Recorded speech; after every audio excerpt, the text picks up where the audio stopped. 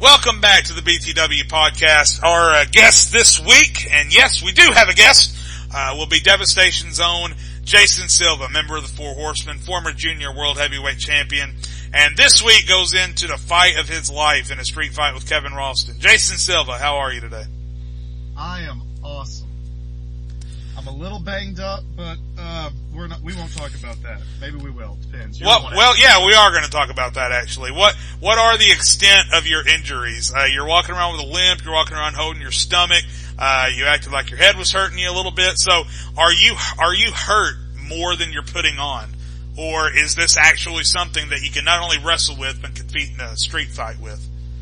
Oh, I can definitely wrestle with it. I mean, I will wrestle with just about anything. But yes, you saw me walking with a limp there.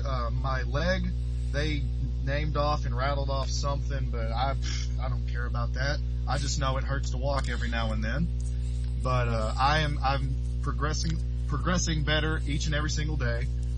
Yes, I was holding my stomach because I had a few cracked ribs. But everything's getting better, and my head was still ringing, but I think that's just from listening to Kevin Ralston. Well, we'll get to Kevin Ralston in a bit, but I did want to bring up, this. Before your time in BTW, it was around this time last year, back when the original Four Horsemen formed.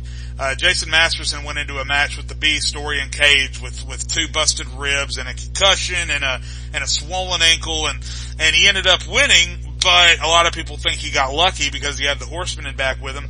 My point in that is that since you're in the Horsemen, and a lot of people think that you three, you, Shirai, and Blaze all just follow Masterson's orders, is this Masterson making you go into this match, or is this you making yourself go into this match? This is clearly Jason Silva pushing Jason Silva.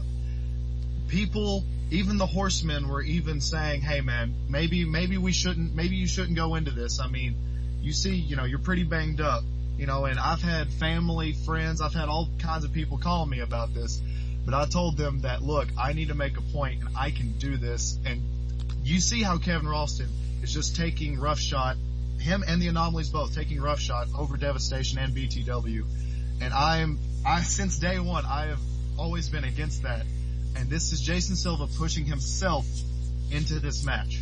Well, speaking of day one of the very first things you said was that you were here in BTW to protect it from people like Jason Masterson, after admitting that Masterson was the one who trained you, got you into wrestling in the first place, and now you're best friends again, you're in the Horsemen, so it seems like a lot of up and down and a lot of give and take there. So what is the state of your friendship with Jason Masterson right now? Is it better than ever, or were you even better friends before BTW? I mean, what is your story there? I think a lot of people would like to know.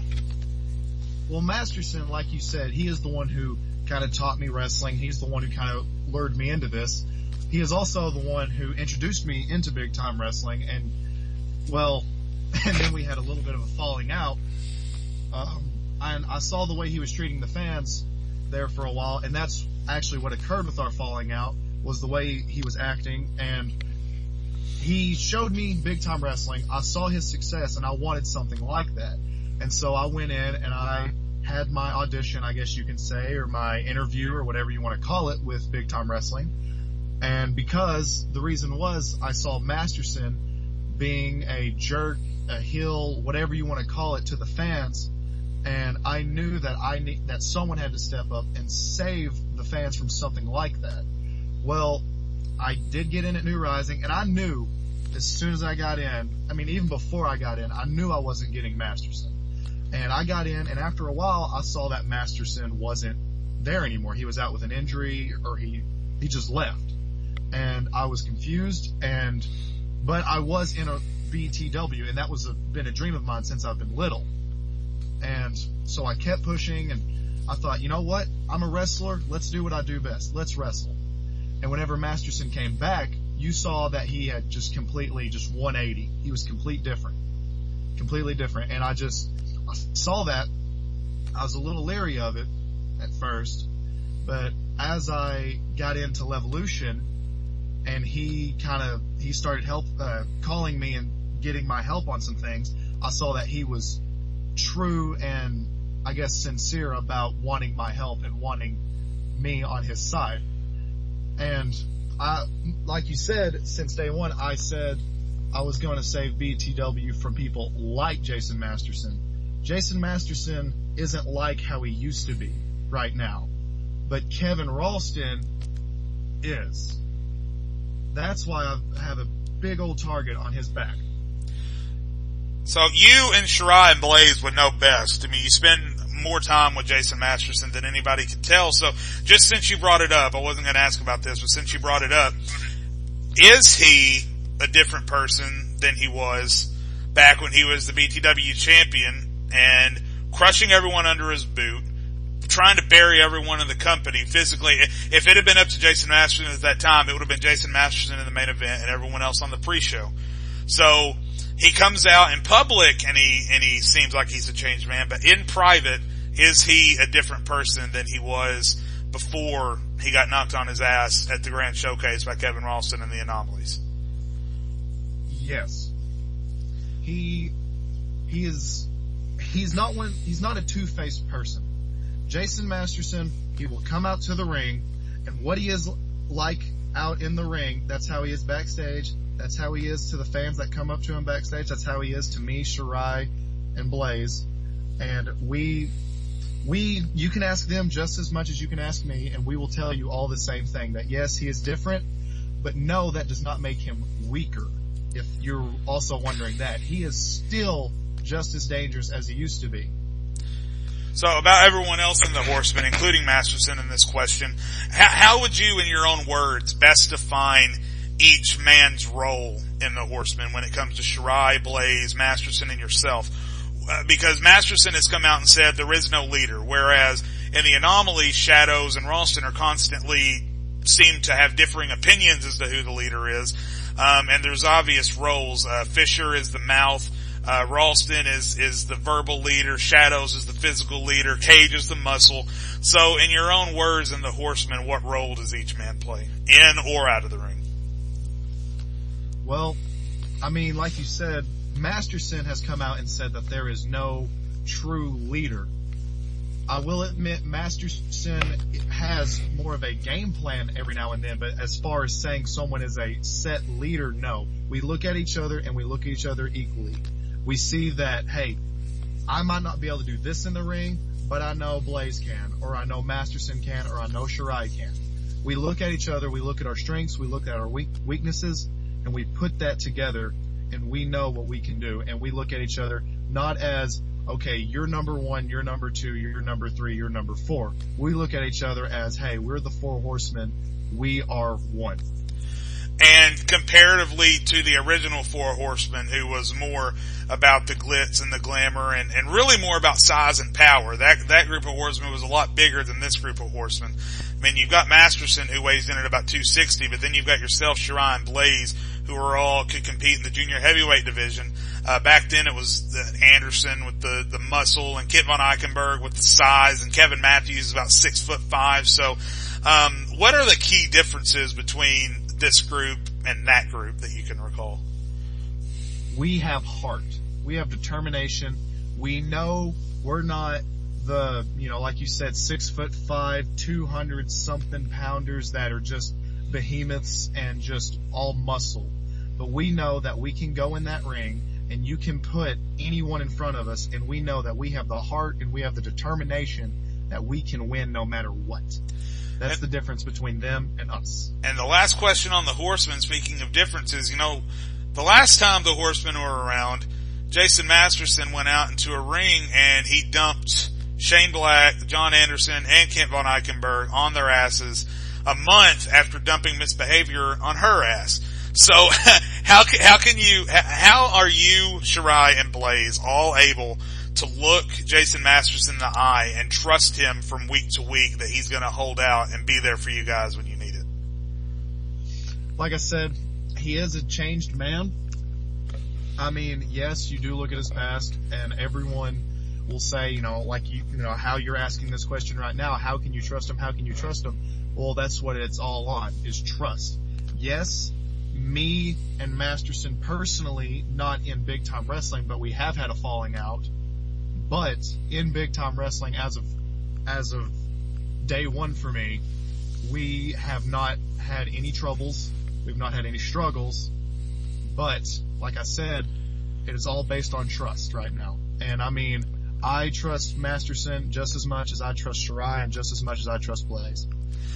Now, going back to you individually, you've had a lot of highlights in your career on all 4 brands. You're the new Rising Champion. You main evented the finals of the King of Primetime tournament, the first annual tournament.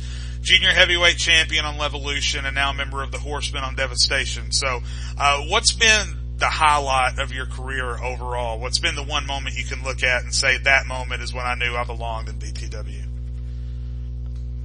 That one's tough. I mean, everyone kind of goes back to their first title reign, no matter, what brand it was on. So I think whenever I won the new Rising Championship, I won the tournament to become the number 1 contender. And whenever I beat actually Bruce Fisher, one of the anomalies, for that new Rising Championship, it felt good, and I felt like I put a statement out there that I belong and that I am a true contender. And among all the men that you've competed in those big matches, Fisher and Cage and Blaze, I think he competed against Blaze in New Rising at one point. And then you got Judas Black in the Primetime Tournament, Jen Kaze and Blade on Levolution, and now the Anomalies. Who would you consider your biggest opponent so far? That is a tough question. I mean, every person I've stepped in the ring with has always put up a good fight. I'd have to go back actually to the finals of the Primetime Tournament and say that Judas Black did push me to my limit. That was a big, huge match for me, especially being still in New Rising. And in that match, coming up just a little bit short, but knowing that the better man did walk out at that time. I mean, I was still in New Rising, like I said, I was still a rookie, but that was probably one of the best matches of my career as of now. And when Primetime returns, are you going to be looking to enter the second King of Primetime tournament, or do you have other plans? Let's see. Yes. That's just a long way to think about just to get to a yes. That's a lot to think about. Are you sure that concussion isn't any worse than you might think? I don't know what you're talking about. What yeah. concussion? Yeah, we'll move on from that. So going into Heatwave, it's BTW's second summer classic. Last summer was such a huge event, with the Internet Championship changing hands and the Face of BTW match, between Masterson and Zamcham. So Masterson has his match. It's Masterson Ralston 3 for the Internet Championship. But so far, yourself, Shirai, and Blaze don't really have any plans for Heatwave. So if it were up to you, if Franklin Zamora came to you and said, what do you want to do at Heatwave, what would you tell him? If Zamora came up to me and said I could have any match that I wanted right now, I would have to say it had to be one of the Anomalies, if not all 3 of them, besides Ralston. And I have Shirai and Blaze with me because I'm still just ready to get back at them for what they did to me backstage that night on Devastation. Yeah, you have to wonder, did you really think after Locked and Loaded, when you guys won the Locked and Loaded tag team match and Masterson won the championship, did you think or even hope that it was over, or did you know that you had more fights to come after that? I mean, everyone, all 4 of us, I can't really speak for Masterson, I guess, but I feel like me, Shirai, and Blaze kind of felt like it might have been over, like kind of had a sliver of hope that saying, hey, we won, what are they going to do now? But all of us really knew that it wasn't over. All 4 of us were, we had the giant party where I was on the counter and swinging from the ceiling. But, I mean, we all knew that it wasn't over. But we didn't realize just how, just the repercussion that was going to come the next night on Devastation. Okay, so we're going to end it here talking about this week. And we kind of talked about it a little bit earlier, but I think we really need to hit the nail on the coffin here. 1-on-1, Kevin Ralston, street fight. Those 3 things are not something that you hear people excited to be a part of very often. I mean, Kevin Ralston has taken Dark Savior to his outer limits, and Jason Masterson himself threw him off of a cell through a table and almost broke his legs, and he came back a couple of weeks later. So Kevin Ralston has not only been to hell and back, but he's put himself through hell and back in his matches and his career. So with the injuries you sustained, with your lack of experience in street fights or hardcore matches or anything of that nature, and with Kevin Ralston's history of violence, I mean, how can you possibly be not only excited but confident going into this fight? I am excited and confident because I know that I can beat Ralston. Everyone may look at me and think that I'm crazy, and I know people are still doing it and they're still going to look at me like I'm crazy, but I know that I can beat him. I have pinned him, but yes, I know Masterson did come out to the ring, but I have pinned him, and after what happened on Devastation, it was just kind of adding more fuel to the fire.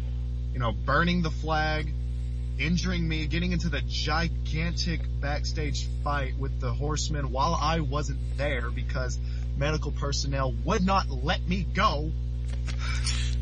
I just kicked Stan! I just kicked Stan! Yes. I mean, there's just so much fuel that is going into this right now, and Ralston can sit there and talk and talk and talk and act so calm, but see, the one thing, he said one thing that makes him different than me, and that one thing is what's going to help him win, and that is because I go into a fight with trying to think of strategy, while he goes into a fight going to hurt people. If that's what it takes, then Ralston, he better watch out, because I will be more than happy to hurt him, and I will be the person to go up to Masterson and personally apologize that I injured Ralston, and he does not have his match at Heatwave anymore. Man, that would be upsetting not only to Masterson but to the fans as well. So, but I mean, hey, that's kind of the point here. Is that let me rephrase the question. Let me see if I can get a different answer from you. If this was a straight wrestling match, if it was just one-on-one with you and Ralston, I don't think anyone would argue that you have more than a fair share chance of winning. Do you have what it takes just to survive and walk out? You know what? Just walk. Do you have what it takes to walk out after a street fight with Kevin Ralston? Yes, I can survive and I can prosper in this match. And I will prove that to every single person out there, including the Anomalies, including Ralston himself, and including to the other three Horsemen, that I can do it on Devastation. Well, Silva, it's been a really good interview, man. We really appreciate you being on. It was really insightful, a lot of fun. And before we let you go, just as I do with every interview that I do, I will give you the floor. If you have anything else to say to the fans, to the Stars, to the Horsemen, or the Anomalies, the floor is yours to say what you will before we let you go. Well, one, thank you to the fans for supporting me all this time in big time wrestling. I know that I'm still kind of a young guy, and there's plenty of veterans out there that you could be cheering for, but you cheer for me on an everyday basis, and that's just amazing. And to my fellow Horsemen, dude, let's keep up the fight. I'm excited, and this has been awesome. To the Anomalies, as I can say, you know, my famous catchphrase, your time is running out. And to any superstar in the back, you know, if you want a piece of Jason Silva after this war with the Anomalies, I'd be more than happy to have a match with you, because I am open to anyone. He just kicked the interview! Jason Silva, thank you very much for being on, man. We'll talk to you later, okay? Alright, see you. I need a hero to save me now. I need a hero to save me now. I need a hero to save my life. A hero will save me. Just in time. I've gotta fight today to live another day. Speaking my mind today. Welcome back, Connor Brakefield, and welcome back everyone else who is wetting the pants for the return to the BTW podcast. I'm Jade Lowe, and I'm here with one of my usual guest hosts, Mr. Murphy. Mr. Murphy, what's going on? It is good to be back. What's it been, like 6 months? It's been a very long time, yeah. I think the last one we did was in February because it was right before the showcase. So, we got a lot of catching up to do. Obviously not 6 months worth, but we're definitely going to talk about, this week. Some things we're not going to talk about. Just some of you may be disappointed, but I'm sorry. We're kind of reformatting a little bit. We're not going to do Primetime, obviously, because it's on hiatus. We're also not going to cover New Rising this week because it's under new management. We want to give it another week to see how things develop. And then as long as the podcast returns next week, which I don't see why it shouldn't, we will get back to talking about New Rising next week. So for this week, we had our guest interview, Jason Silva, and we're going to go ahead and talk about Levolution and Devastation. But first, the elephant in the room was this week's passing of Roddy Piper at the age of 61. Just, I think it's been less than a month since we lost the American Dream, Dusty Rhodes.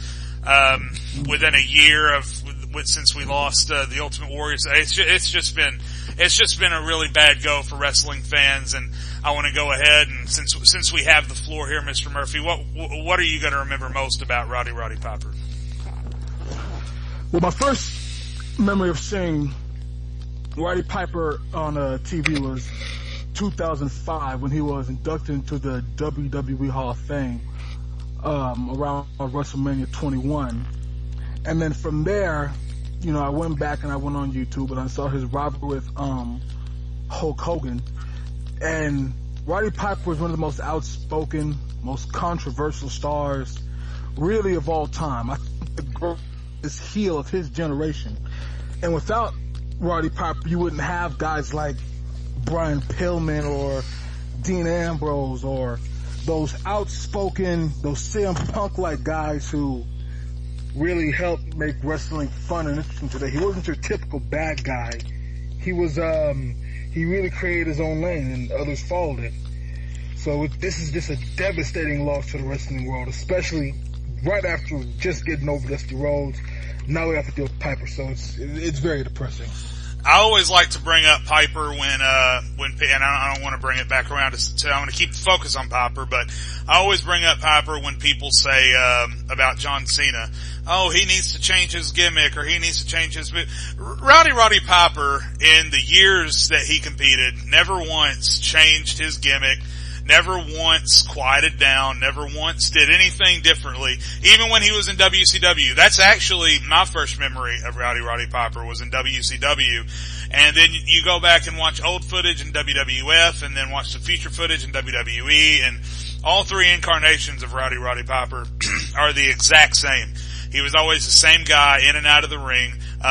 He never made very many good movies, but he was an actor. He did cross the Hollywood threshold, so he was multifaceted in that respect. I think the last huge memory that I have of Roddy Piper, was in 2008 when he entered the Royal Rumble in Madison Square Garden.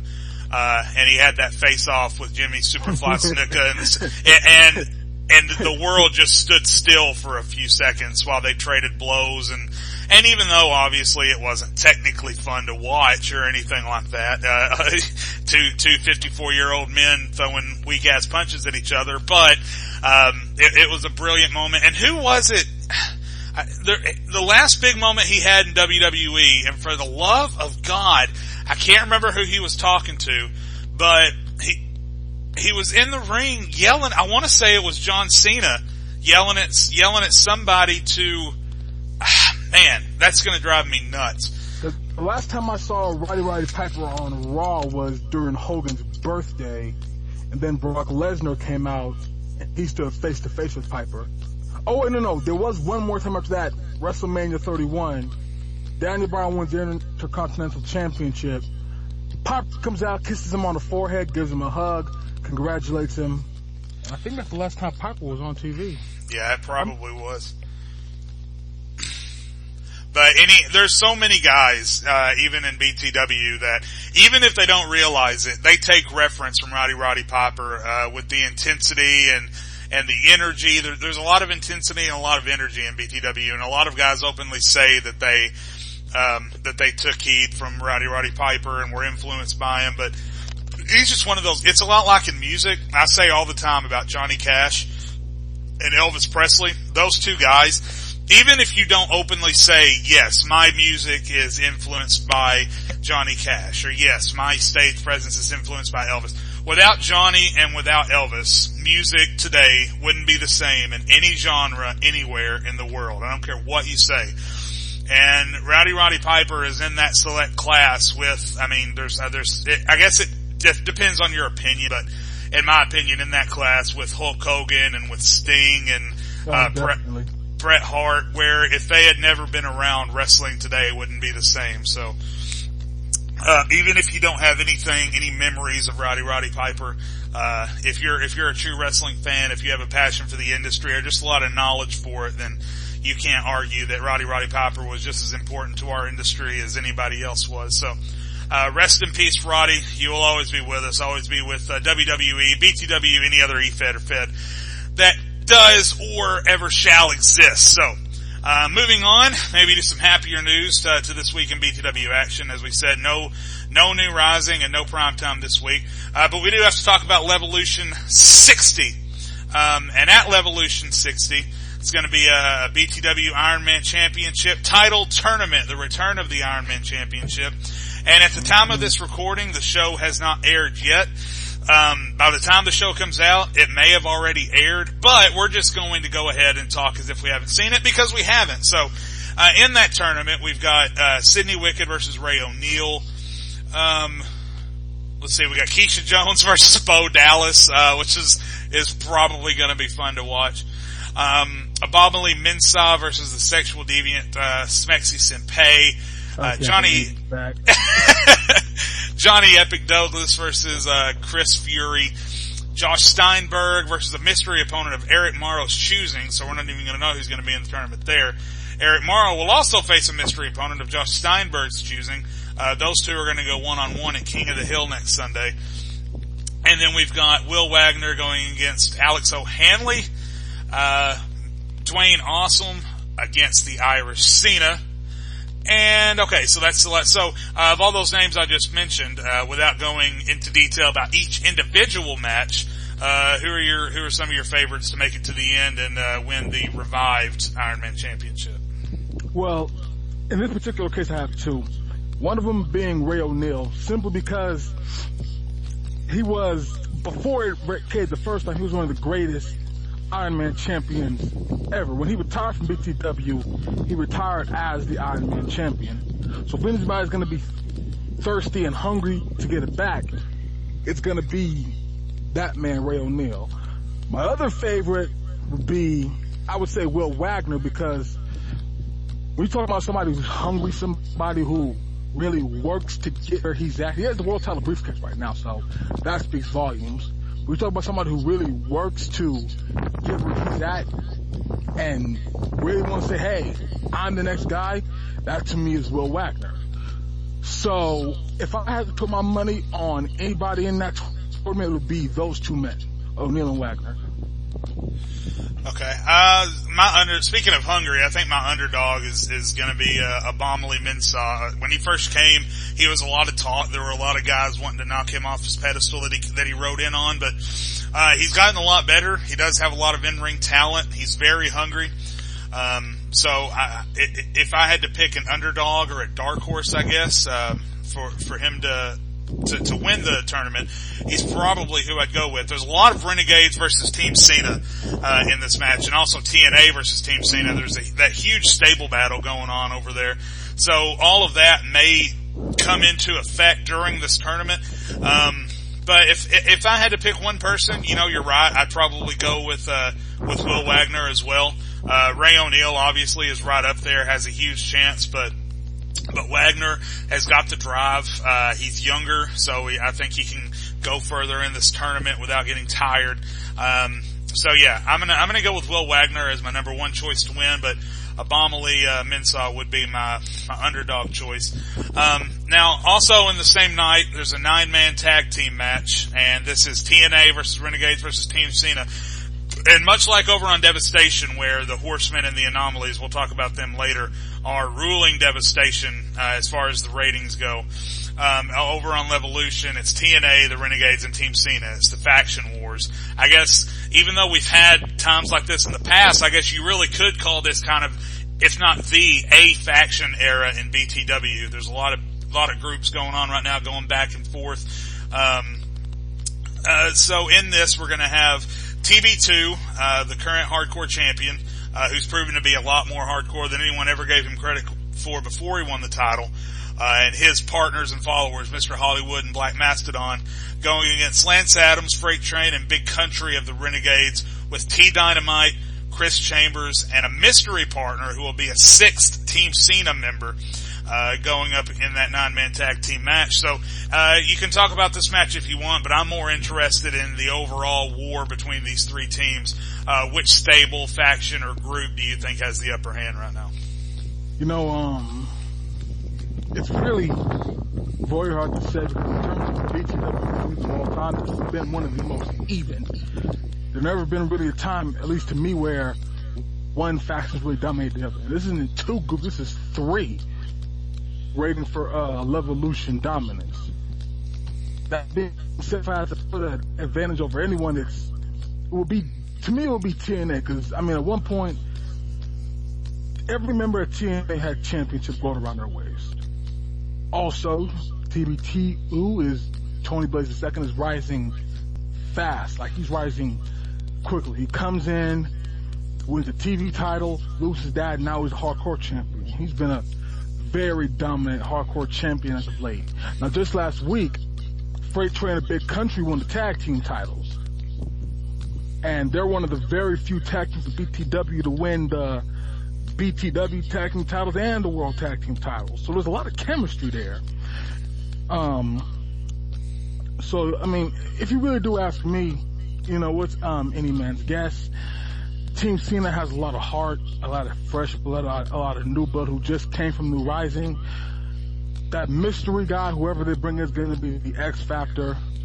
But if I had to choose, and it's hard as hell to choose, I would have to go with the TNA. Yeah, and I would too, and I would put it like this. Team Cena has the advantage, like you said, in heart, leadership. I think the Irish Cena, obviously he's a different kind of leader than Lance Adams, and definitely TB2. The Irish Cena leads through motivation, through heart, through kind words, and just overall toughness. And then you've got the Renegades, who, like you said, they have experience as a group. They have a lot of cohesion. They have a lot of experience. They have much more experience as a group than the other two. But when you look at TNA and how ruthless they've been, and how just ruthless individually TB2 has, he may lead in a different way than the Irish Cena, but I think TB2 is, and you can look at his lineage with Tony Blaze I and what he accomplished, and it's not really a surprise that TB2 has turned out to be such a great leader. He's a violent leader, he's a mean son of a bitch, and I'd rather see him buried 6 feet under than the hardcore champion, but you can't deny that he's single-handedly almost brought TNA up to the forefront of Levolution, to the top of Levolution. So, unfortunately, and I say that obviously because of my feelings towards TB2, but when this is all said and done, I think we're going to see TNA ruling Levolution with the Irish Cena's team and the Renegades under their boots. Now, also in this, we got a handicap match, and this is just doomed for mayhem, and I think that that the runners of Levolution know that. The Dark Savior, Anarchist, and RJ Grimm taking on Prodigy and Christopher Andrews. Now, Andrews lost the world title to Prodigy a couple weeks ago. He had his rematch last week. He almost had the match won before randomly Anarchist ran in, nailed Andrews with a chair, and suddenly Anarchist has a problem with Christopher Andrews. And in this match is full of men who you don't want to pick a fight with, but Christopher Andrews may be at the top of that list, trading spots with the Dark Savior up and down.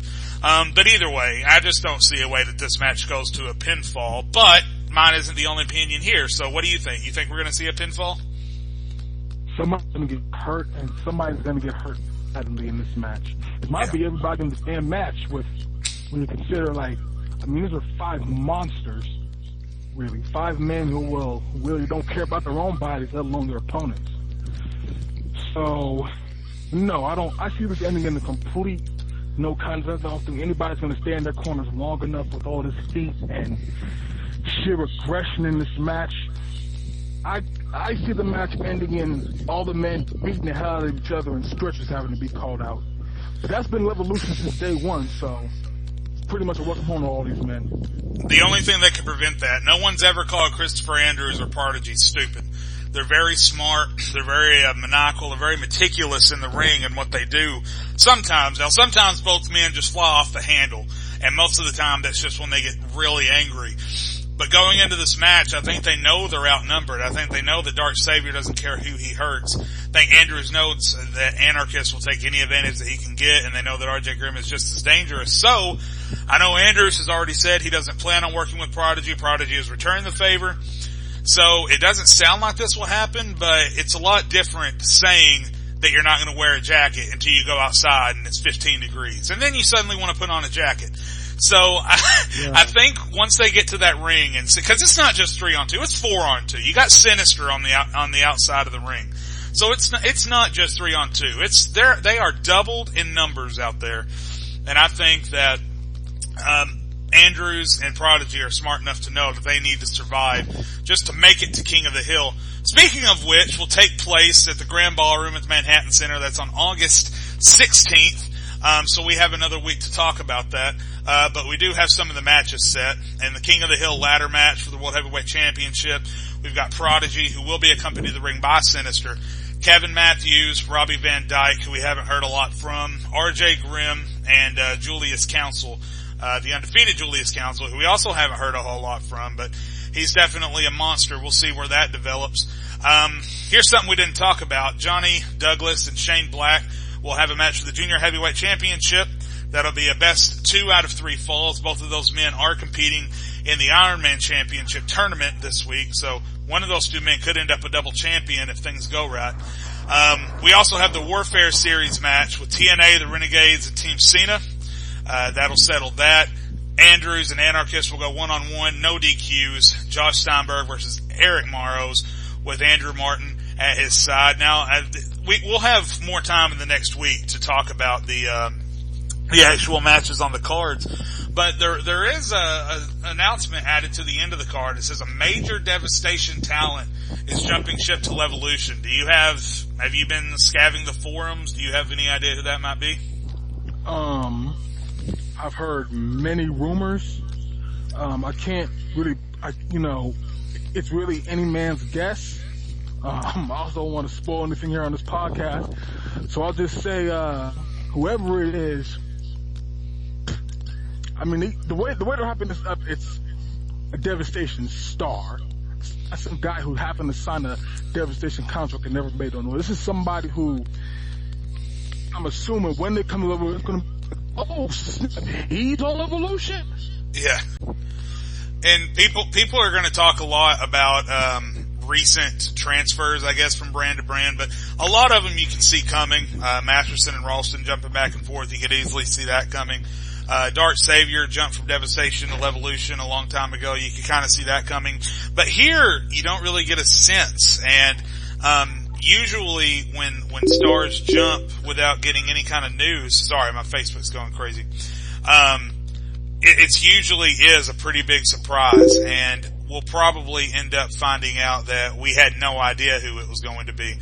So we'll just wait and see what happens there, but obviously, can't wait to find out who that is. So, that's all the Levolution news for this week, and we're gonna move on to Devastation, which is gonna take place on August 3rd from Louisville, Kentucky.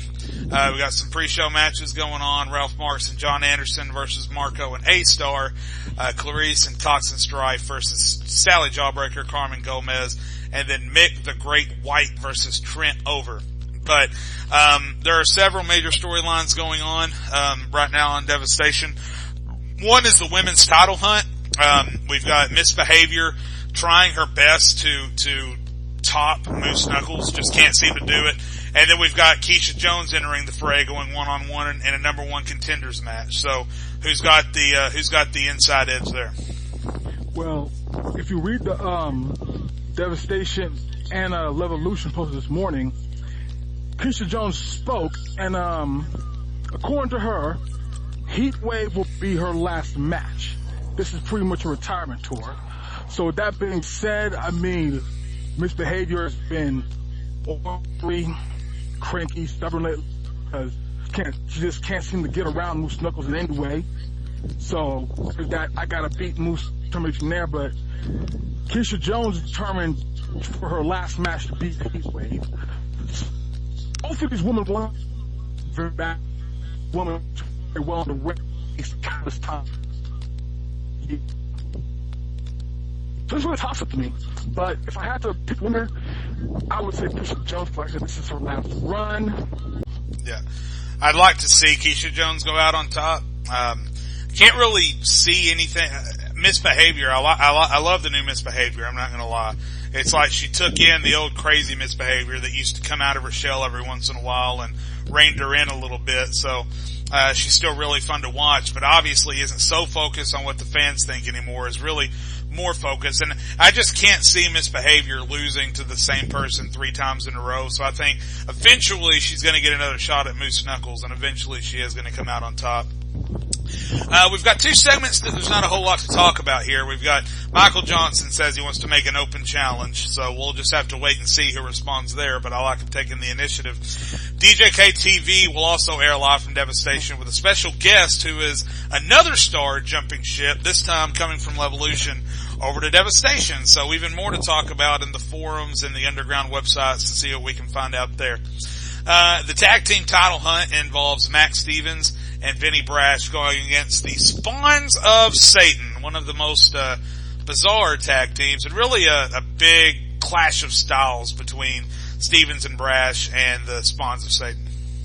It's a whole new strategy because we haven't really seen a whole lot of Dark Dread on Levolution. We saw a lot of them in New Rising going against Anarchists, but we never really seen him as a tag team competitor. So can him and Damien really mesh? I don't know. But regardless, if it's anything like Locks and Loaded, it's going to be fun to see. Yeah, Stevens and Brash obviously have the cohesion factor. They're a lot more used to working together, and they're also a lot less all over the place, for lack of better terms. Spawns of Satan seems like they could crack and just go crazy at any minute, and that could work as either an advantage or a disadvantage. It depends on where they're at in the match. If they're losing and go crazy, maybe that'll work out in their favor because they can come back up. If they're already winning and just suddenly decide, hey, let's sacrifice a goat, then it could send them on a downward spiral. So it really depends on where they're at in the match when they decide to go ape shit. We've also got a contract signing with the BTW champion, Jackson Ellis, finally became the BTW champion. And then General Spike, who I believe, correct me if I'm wrong, but is looking to become the second man to become a multi-time BTW champion. That is correct. Is that right? Okay, so obviously we know that there's going to be shenanigans. No contract signing goes with just a sign and a handshake, but just your overall thoughts on where we're at with General Spike and Jackson Ellis. Well, there's going to guarantee I could get my last dollar that there will be no shaking hands. I mean, Jackson Ellis put General Spike on the shelf. He cost him the BTW championship at Gold Rush 2 TJ Shadows when he ripped open a Hell in a Cell door and smashed it over General Spike's chest, causing him to have a torn tricep. There's a lot of animosity here. Spike's very mad about him betraying Black Justice, him destroying Zach Murphy at Locked and Loaded. And now General Spike is back. He beat Judas Black and Dave Shirai last week to become the #1 contender.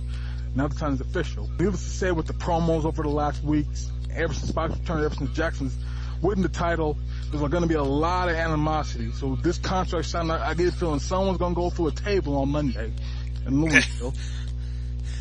Yeah, there's no backup, no Black Justice, nobody else getting involved. This is as personal gets between General Spike and Jackson Ellis. Jackson Ellis has all the momentum, but General Spike has all the reason to want to fight. He's got more to fight for, really, with winning the title and trying to get a retribution for the VIP and the destruction of Black Justice. So we'll see if he's got General Spike, that's one thing I will say that not a lot of people will talk about. He's got a lot of pressure on him right now. He's got the fans, he's got the title, he's got the VIP, he's got former Black Justice, he's got Devastation, he's got a lot, and Spike's got big shoulders, you know, physically and mentally, I guess would be the best way to put it. He's got big shoulders either way, but still, you still, even with all of that weighing down on you, you still have to wrestle Jackson Ellis, who, now that he's finally won the BTW championship, finally has solid gold proof that he's one of the best in the business. So, that'll definitely be fun to watch. And that is one of two matches that we have scheduled for BTW's second, Summer Classic Heatwave. The other one is Jason Masterson versus Kevin Ralston for the Internet Championship. And we saved this for last, not because it's more important, but because it's really the majority of what's going on Devastation right now. I mean, you've got 8 guys who really don't like each other, not just Masterson and Ralston. None of these guys on either side like anybody else on the other side, and especially just since Locked and Loaded, when the Horsemen came out on top and Masterson won the Internet Championship, all 8 men in both groups have had so much to say, and there's so much animosity between the two groups. And it seems like all of that animosity is being funneled towards that one-on-one match at Heatwave. Masterson is fighting for his 3 guys. Ralston will be fighting for his 3 guys. But this week we got Bruce Fisher going against Jay Blaze. And then we've got Jason Masterson going against Bill Cage in an Internet title rematch. Masterson has promised to destroy Bill Cage. And then Jason Silva's requested match, a street fight versus Kevin Ralston. So, overall in this chapter of the war between the Anomalies and the Horsemen, what happens this week? Do you think anything major will happen and develop? Oh, I definitely will. Kevin Ralston said in last night's promo that Jason Masterson, you beat down my brother for me to hand over my Internet Championship. So now, this Money in Devastation, I'm going to beat down your brother. And there's a Masterson's brother, Jason Silva, and Kevin Ralston. Kevin Ralston's going to do whatever he wants to Jason Silva in that ring.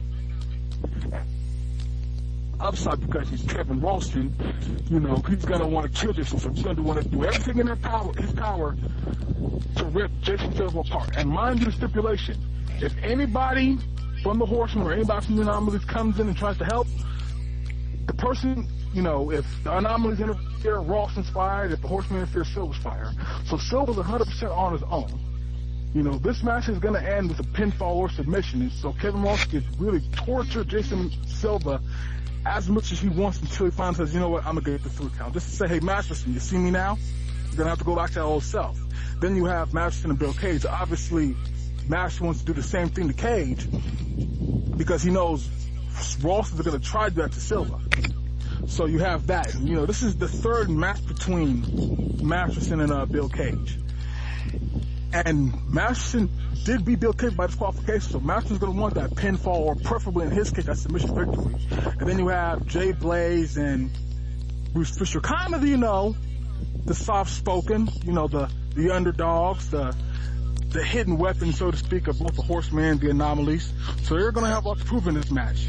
But, you know, as I'm looking over, you know, that Jason Silva and Kevin Ralston is the main event, as the history of that Jason does make history in this match. Jason Silva is the first person to beat history to have an event match on all 4 shows. He's main event at Prime Time, he's main event at Levolution, main event at New Rising, now he's main Devastation.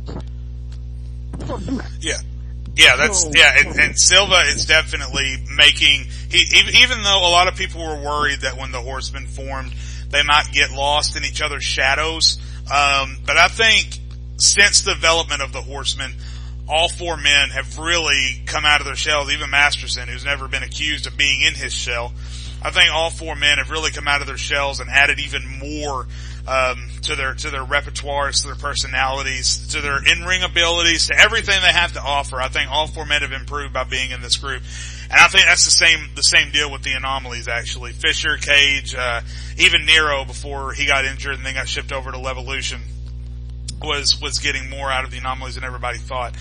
But as for this week, I think Masterson is at a little bit of a disadvantage here because he knows in the back of his mind that everything he does to Bill Cage, Kevin Ralston is going to try to do to Jason Silva tenfold, and there's nothing that he can do about it. But then also, the bell in that main event is going to ring again eventually. As soon as that second bell rings, I think that's going to open the floodgates. I honestly think that Masterson and the Horsemen, Shadows and the Anomalies are going to be waiting just on the edge of the curtains, and as soon as that bell rings, it's going to be bedlam. Like, I don't see any way with what Jason Silva has claimed he's willing to do to Kevin Ralston. What we know Kevin Ralston is willing and able to do to Jason Silva.